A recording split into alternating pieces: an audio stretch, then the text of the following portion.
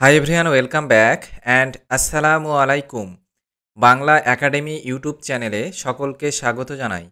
আজকের ক্লাসে আলোচনা করব ক্লাস 7 সপ্তম শ্রেণীর বাংলা ভাষাচর্চা বইয়ের চতুর্থ অধ্যায় শব্দ তৈরির কৌশল, পৃষ্ঠা নম্বর 36। হাতে কলমে যেসব কোশ্চিনগুলো দেওয়া রয়েছে এই প্রশ্নগুলোর উত্তর সম্পর্কে এখন বিস্তারিত আলোচনা করব। তোমাদের বলে রাখি, এর আগের ক্লাসে আলোচনা করেছিলাম বাংলা ভাষা চর্চা বই থেকে ব্যাকরণ অংশের প্রথম অধ্যায়, দ্বিতীয় অধ্যায়, তৃতীয় অধ্যায় পর্যন্ত। সেই ক্লাসগুলির লিঙ্ক আজকের ভিডিও ডেসক্রিপশন বক্সে দেওয়া রয়েছে, তোমরা সেগুলি দেখে নিতে পারো। সো দেরি না করে চলো আজকের ভিডিও ক্লাস শুরু করি। চতুর্থ অধ্যায় শব্দ তৈরির কৌশল, হাতে কলমে, পৃষ্ঠা নম্বর 36। একের দাগে দেখো, নিচের প্রশ্নগুলির উত্তর দাও।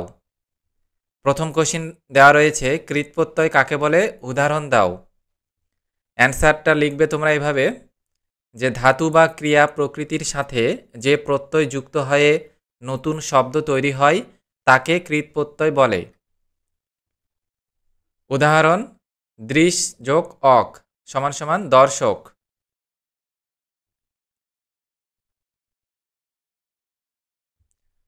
1.2 দেখো, প্রত্যয় কাকে বলে, উদাহরণ দাও। অ্যান্সার, যে বর্ণ বা বর্ণ সমষ্টি ধাতু বা শব্দের পরে যুক্ত হয়ে নতুন শব্দ গঠন করে তাকে প্রত্যয় বলে। উদাহরণ, গঙ্গা যোগ স্নেহ সমান সমান গাঙ্গেয়, দোকান যোগ দার দোকানদার।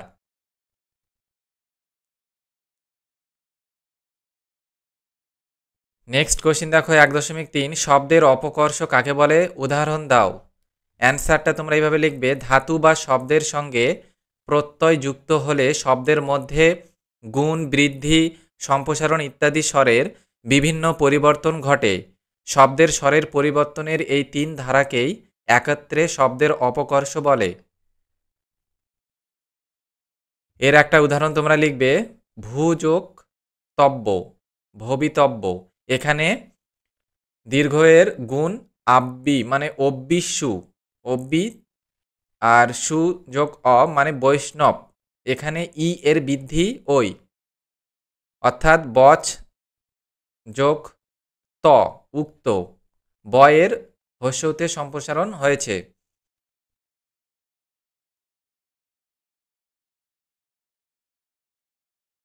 তাহলে উদাহরণ হলো ভবিতব্য, বৈষ্ণব, আর একটা হলো উক্ত।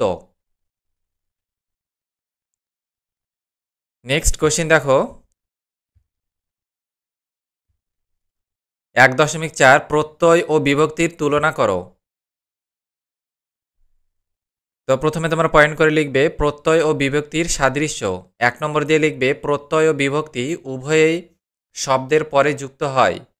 2 নম্বর, প্রত্যয় ও বিভক্তি উভয়ের অর্থহীন ধ্বনিগুচ্ছ বা বর্ণ সমষ্টি, যারা শব্দের সঙ্গে না জুড়ে স্বাধীনভাবে ব্যবহৃত হয়ে অর্থ তৈরি করতে পারে না। এটা হলো প্রত্যয় ও বিভক্তির সাদৃশ্য। তারপরে তোমরা লিখবে প্রত্যয় ও বিভক্তির বৈসাদৃশ্য। 1 নম্বর দিয়ে লিখবে প্রত্যয় ধাতু বা শব্দের সঙ্গে যুক্ত হয়ে নতুন ধাতু বা শব্দ তৈরি করে। বিভক্তি নতুন ধাতু বা শব্দ তৈরি করতে পারে না, তা কেবল শব্দের সঙ্গে যুক্ত হয়ে শব্দকে শব্দে পরিণত করে।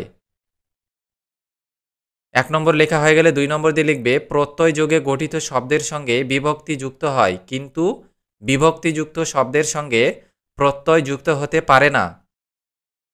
তারপর 3 নম্বর দিয়ে লিখবে প্রত্যয় যুক্ত হয়ে ধাতু বা শব্দের নতুন অর্থ সৃষ্টি হয়, কিন্তু কখনোই বিভক্তি যুক্ত হয়ে শব্দের বা ধাতুর নতুন অর্থ সৃষ্টি হয় না।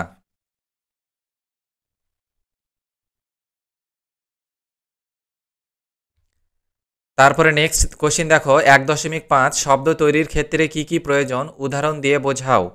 অ্যান্সারটা তোমরা লিখবে যে শব্দগুলি মৌলিক নয়, অর্থাৎ সাধিত শব্দ, তাদেরকেই একটি গঠিত রূপ পাওয়া যায়। এক্ষেত্রে শব্দ বা ধাতু প্রকৃতির সঙ্গে প্রত্যয় যুক্ত হয় শব্দ তৈরি হয়। উদাহরণ, ক্রি যোগ তব্য সমান সমান কর্তব্য।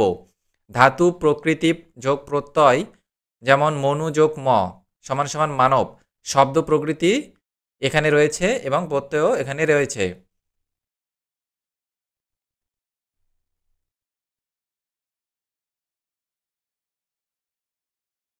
তারপরে দেখো নেক্সট কোশ্চিন, 2 দাগের শূন্যস্থান পূরণ করো, ড্যাশ যোগ তব্য সমান সমান দাতব্য।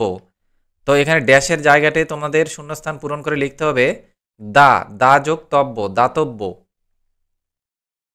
তারপরে 2.2 পা যোগ ড্যাশ সমান সমান পানীয়। তাহলে তোমরা এখানে লিখবে শূন্যস্থানে অনীয়, পা যোগ অনীয় সমান সমান পানীয়। 2.3 মহিমা যোগ ময়ট সমান সমান ড্যাশ। তো তোমরা লিখবে মহিমময়, মহিমা যোগ ময়ট সমান সমান মহিমময়। 2.4 দেখো ড্যাশ যোগ স্বীয় সমান সমান রাজকীয়। তাহলে অ্যান্সারটা তোমরা লিখবে রাজ যোগ স্বীয় সমান সমান রাজকীয়।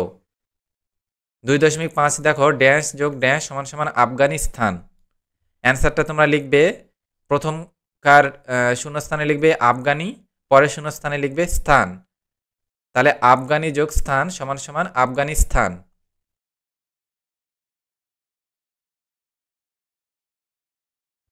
তারপরে দেখো নেক্সট কোশ্চিন, 3 দাগে নিচের শব্দগুলোর প্রকৃতি ও প্রত্যয় ভেঙে লেখো।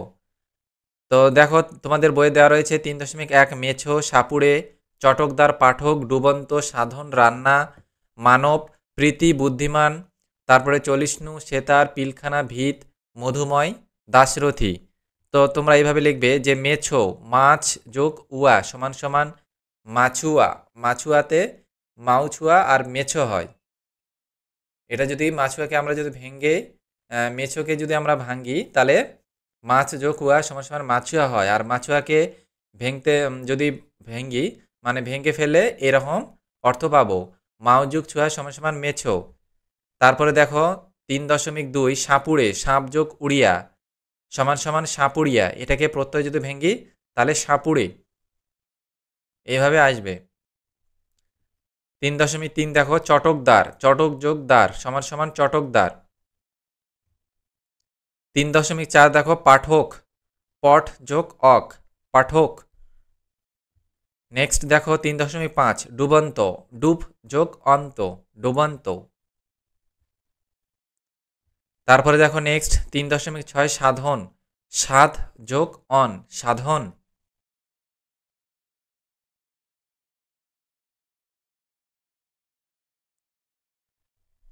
তারপরে দেখো নেক্সট কোশ্চেন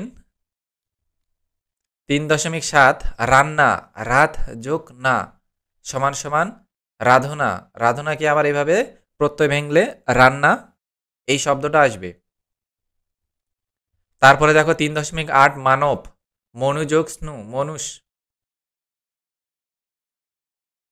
মনুষ্ণু থেকে মানব। নেক্সট দেখো 3.9 প্রীতি, প্রিযোক্তি প্রীতি। 3.10 বুদ্ধিমান, বুদ্ধি যোগ মতুপ বুদ্ধিমান। তারপরে দেখো নেক্সট 3.11 চলিষ্ণু, চল যোগ স্নু চল যোগ স্নু চলিষ্ণু। তারপরে নেক্সট দেখো 3.12 সেতারি, সেতার হলো একটি সমাজবদ্ধ পদ। এটা তোমরা সবাই মনে রাখবে, সেতারি হলো সেতার থেকে একটি সমাজবদ্ধ পদ। একে আমরা যদি প্রত্যয়ে কখনোই ভাঙতে পারবো না, ঠিক আছে? তো সেই জন্য সেতারি সেতার সমাজবদ্ধ পদ, একে প্রত্যয় ভাঙা যায় না। নেক্সট দেখো 3.13 পিলখানা, পিল যোগ খানা পিলখানা। তারপরে দেখো নেক্সট 3.14 ভিত, ভি যোগ ত ভিত। নেক্সট 3.15 মধুময়, মধু যোগ ময়ট মধুময়।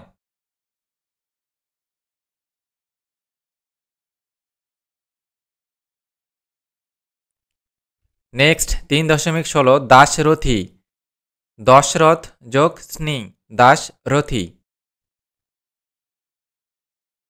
আজকের ক্লাস এখানেই শেষ করলাম। তোমরা যারা নতুন ও প্রথম হয়ে এই চ্যানেলে ভিডিও দেখছো, তো তোমরা চ্যানেলটিকে অবশ্যই সাবস্ক্রাইব করে রাখো। আর এদিন নেক্সট ক্লাসে পঞ্চম অধ্যায় কারক বিভক্তি ও অনুসর্গ থেকে যেসব হাতে কলমে কোশ্চিনগুলো দেওয়া রয়েছে সেগুলো সম্পর্কে আলোচনা করব। আর এই ভিডিওটিকে তোমরা বন্ধুদের মাঝে অবশ্যই বেশি বেশি করে শেয়ার করো, যাতে তাদেরও হেল্প হয়। ঠিক আছে, তাহলে নেক্সট ভিডিও এপিসোডে দেখা হচ্ছে। সকলেই ভালো থেকো।